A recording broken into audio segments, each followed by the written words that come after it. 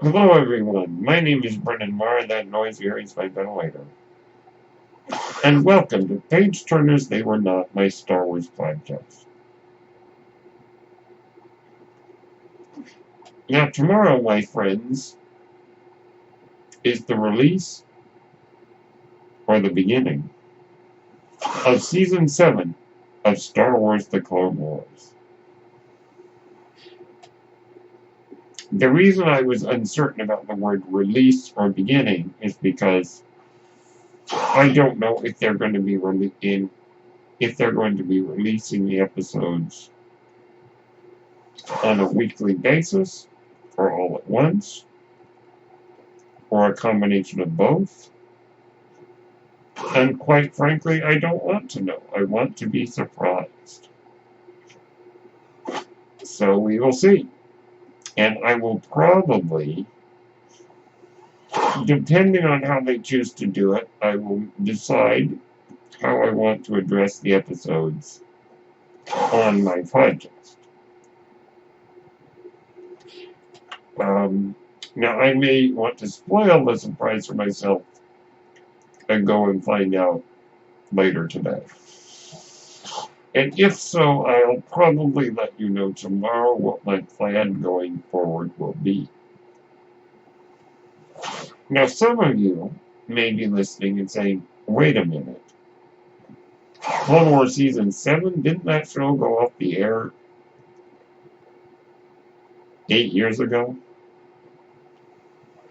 Or thereabouts. And you would be correct. Now, for those of you who are not aware, Star Wars The Clone Wars was canceled when Disney bought Lucasfilm. Lucasfilm was allowed to release the Season 6 that they had been working on, which was released exclusively on Netflix back in 2012.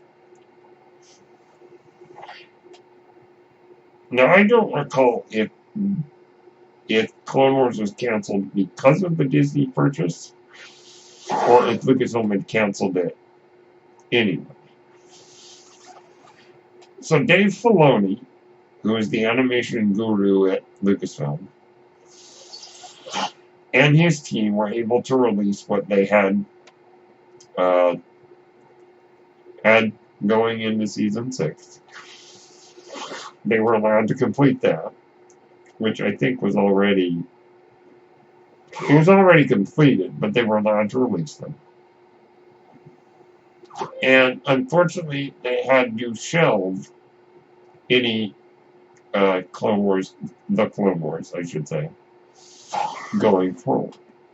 Now, what they did do, because they had already done a lot of work on, in fact, I don't know how much work, but a very large majority. Because they had done a huge majority of the work on Season 7, much of that still was there, and so this new season, to my knowledge, is not a building it from the ground up, but I think merely finishing what they had shelved. What they did do, though, was take some of the scripts and ideas that they had and adapt them into novels, comic books, and other media. Some of that we will be seeing in this season. If I'm not mistaken, some of the events this season will cover were covered in the novel Ahsoka. But I think what was adapted into the Darth Maul, Son of Dathomir comic, I don't think we're going to be seeing that in this season. I could be wrong. Now, I have not read a lot of this material like Dark Disciple and Ahsoka. So I don't know what occurred there that we'll be seeing in this season. So that being said, let's get to the real meat of it. This is an exciting time because if it is one thing that unites fans in general, it is their love for Star Wars The Clone Wars. Now, let me be clear. This is a large number of fans, but this is not all the fans. As far as I'm concerned, there is no qualification to be a Star Wars fan other than you love Star Wars. And notice I did not specify what part of Star Wars you have to love. No. Any part of Star Wars that you love makes you qualified. And even if you're just a casual moviegoer who likes movies and Star Wars just happens to be a franchise that you enjoy, you're a fan. But it's interesting to see how Star Wars The Clone Wars is generally accepted by the fans. Almost, I don't want to say all fans, but an overwhelming majority. Which is interesting when you consider that that was not how it looked like it was going to be at the start. Let us cast our minds back to 2008. I have to, the unfortunate disaster of a release. Let me rephrase that. The disastrous beginnings of Star Wars The Clone Wars. Choosing to take the first 4 episodes, put them into an hour-and-a-half long movie, and release them in theaters as the Clone Wars movie, just called Star Wars The Clone Wars, was a disastrous idea. It was a bad idea. This turned a lot of folks off to them. The critics, of course, lacerated them, but I think if it's one thing I've learned over the years with, like, Doug's first movie and Recess School's Out, is never take episodes that could be shown on television and repackage them to be a movie. If you're going to make a movie, do something special. What further was a bad decision on the case of the Clone Wars was the movie did not stand on its own.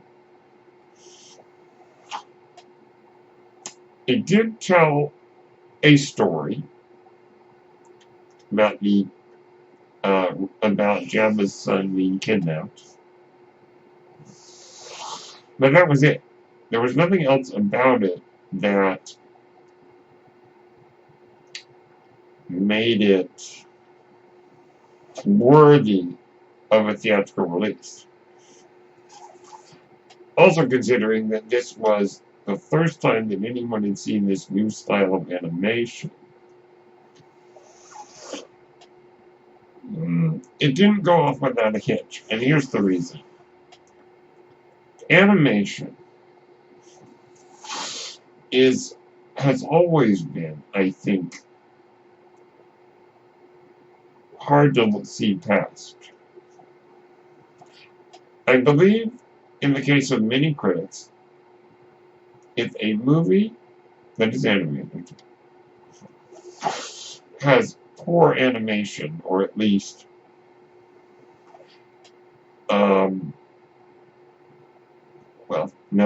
we'll call it what it is, poor animation.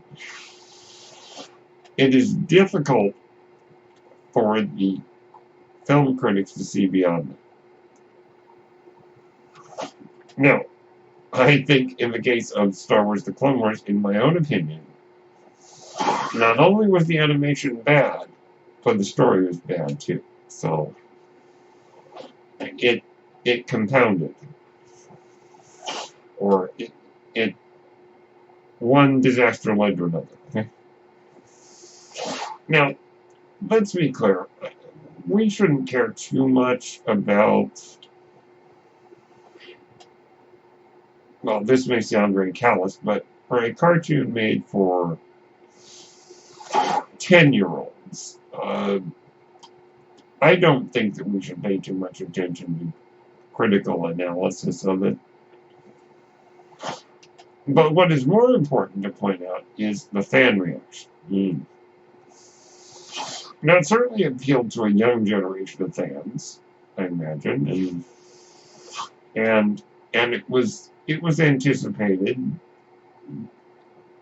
by some quarters of the Star Wars fandom. But the general fan reaction to the Clone Wars was not positive.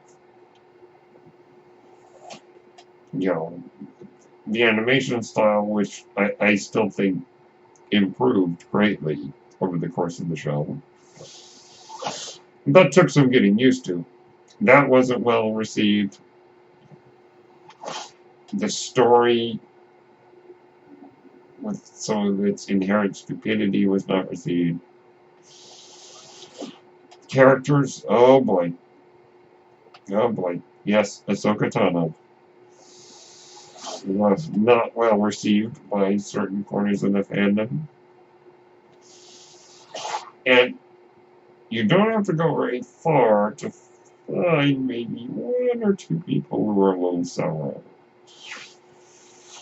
Now, let me just talk really quick about Ahsoka. Most fans at the moment love Ahsoka, including those that thought for sure that they would hate her, and did hate her, when they first met the character in the Clone Wars movie. It is very rare, but you can still find them, of those who still don't like her. This kicked up a bit of a poop storm the other day that you may have heard of, but I don't want to go into the details. Here, other than a fan very vocally spoke about his dislike of the character. And that fan was a bit lacerated in return by those who did like the character. But it's a very rare occurrence now to find someone who loathes this character still. And to say that the person loathes the character, that may be a bit too strong. He just has never been fond of the character. Anyhow. And I was one of those. I did not like the Clone Wars movie. I did not like the animation. I did not like the story. I did not like the character of Ahsoka. And some of the other characters like Zero the Hutt and I don't know if I even like Zero the Hutt, even to this day. I don't think I like him at all. But if you're wondering who that is, just look him up. He's Jabba's uncle, who speaks like Truman Capote, and I just don't like the character. Just because I never thought they did anything very interesting with it. The only thing that I did say coming out of seeing the Clone Wars film was that I thought it had better acting than the prequels. Or at least to say that I thought that Kat Taber and Matt Lanter, who played Padme and Anakin, respectively, did a better job in the roles than their respective movie counterparts of Natalie Portman and Hayden Christensen. And that was really the only positive I could say about the movie. So no, I didn't like the movie. I took my sister to see it because she wanted to see it. I had insisted I wouldn't see it, but she talked me into it, and I was kind of salty on it. As the years passed, I tuned into a couple more episodes here and there. I thought, oh, this isn't that bad. This is when it was on Cartoon Network. I thought, no, some of these are pretty good. I like how bite-sized they were in terms of being half-hour long episodes, which I thought was very much in the spirit of what George Lucas was trying to do with the original movies. And even with the prequels of these episodic adventures.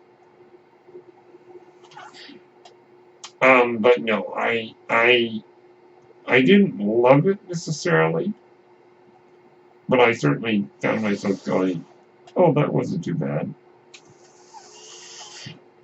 There were some episodes where I went, I don't know about that. And I'm not talking about the Jar Jar episodes, but we'll get to that in a minute. And much of what I'm saying today, you probably heard me say, but I thought it'd be good to reiterate for the sake of the Clone Wars launch tomorrow. Now, what really changed my mind was in 2012 when they released the entire series, including Season 6, on Netflix. I decided to watch the entire series. It was then that I gained the appreciation that I now have for the Clone Wars. I must confess there are some really, really dumb things in the show, at least that I thought were dumb, and still think are dumb even to this day. Certain strange accents, certain characters, sometimes the animation style can look a little wonky. Some of the use of humor, it didn't quite work. Yeah. All that can be said. But I think that on the whole, the show is quite good. And Ahsoka, talk about an evolution of a character. This was a character that I could barely stand when I first met her. And I think a lot of people had the same response. But then, where the character arc ended on the Clone Wars,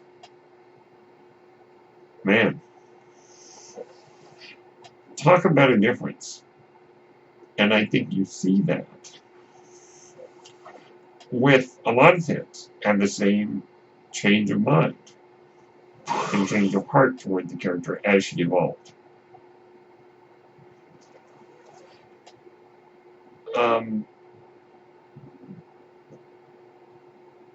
Yeah.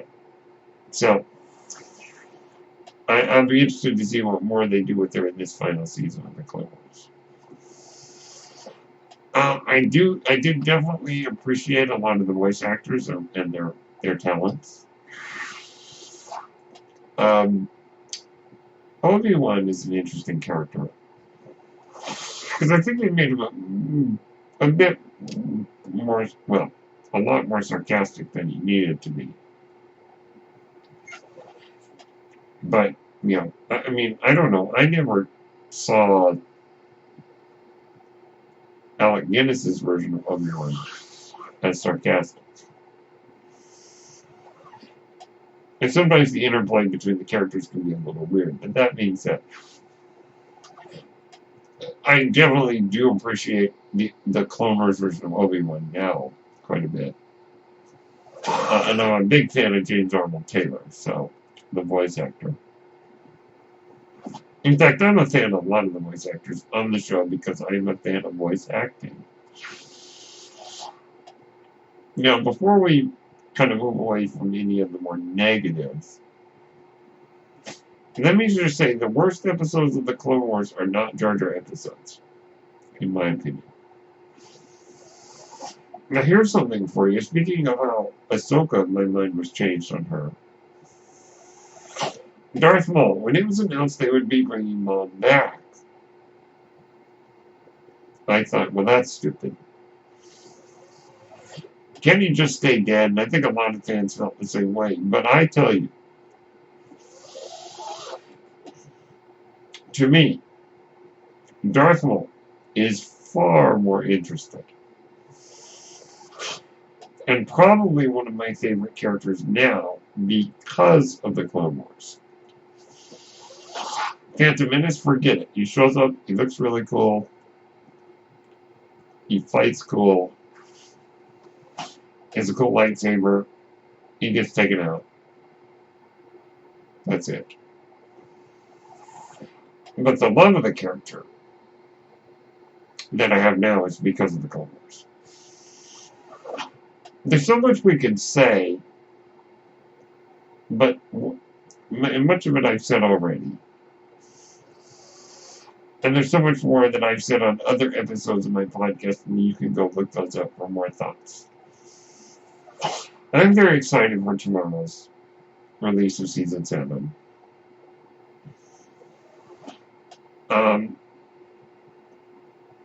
Not necessarily, I don't think we're going to get anything too mind-blowing. So I'm not necessarily excited because I'm like, oh, what neat revelations await in this season. No, I'll just be happy to see the story completed.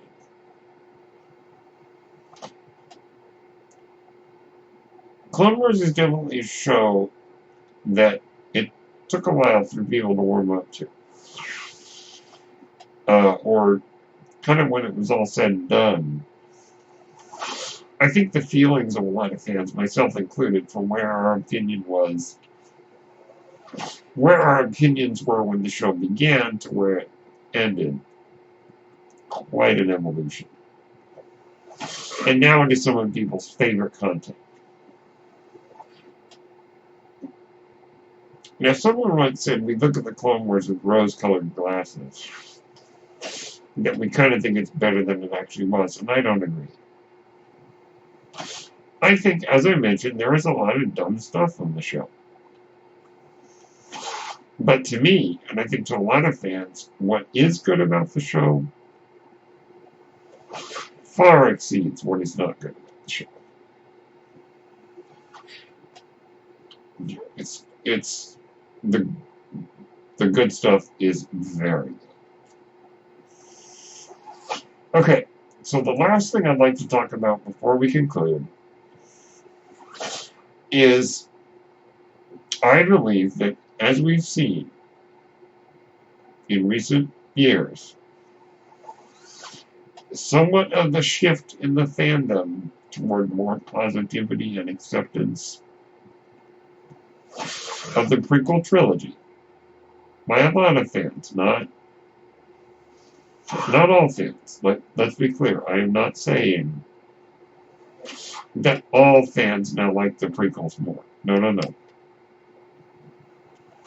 No, not at all. But a lot of people's opinions have evolved, or they have come to grips with their own conflicted feelings about the prequels. But I believe that for many of those, whose feelings about the prequels have either changed or evolved, the Clone Wars played a large part in that change. I think that the Clone Wars allowed the creators of Lucasfilm, because George Lucas worked on the show quite extensively, it allowed George Lucas and Dave Filoni and the others to flesh out the stories of the prequels that they never really got the time to do. Now, that does not excuse some of the problematic storytelling in the prequels. But what it does do is kind of give us a new way to look at some of our problems with the prequels. This is not entirely true, but I think that regardless, the Clone Wars series extended the prequel trilogy in giving some insight into ideas, characters, and situations presented in the prequels that have only benefited from the Clone Wars. I think that there was so much that we would not have in our Star Wars family were it not for the prequels. And the Clone Wars was one of the great pieces of content to extend from the prequels. So even during the times when the prequels were still rather ridiculed and reviled, even people who felt that way about the prequel trilogy, even some of them were very, very positive about the Clone Wars. And now, I cannot help but think that the changing and evolving feelings about the prequel trilogy is due in no small part to the Clone Wars series. So I'm excited about the Clone Wars tomorrow of new episodes. I will let you know how I want to handle reviewing them. There's so much more that I could say, but I know for myself, the Clone Wars have played a large part in me re-examining my opinions of the prequels. I still have my major problems with the prequels. Attack of the Clones, I still have a very hard time with. And I have to say, it's the one Star Wars movie,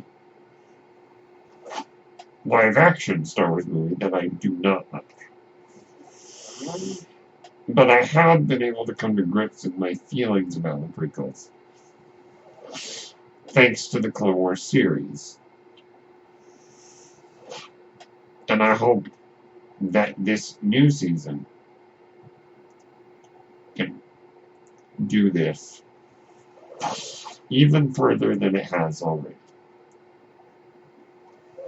So those are my thoughts on the return of the Clone Wars.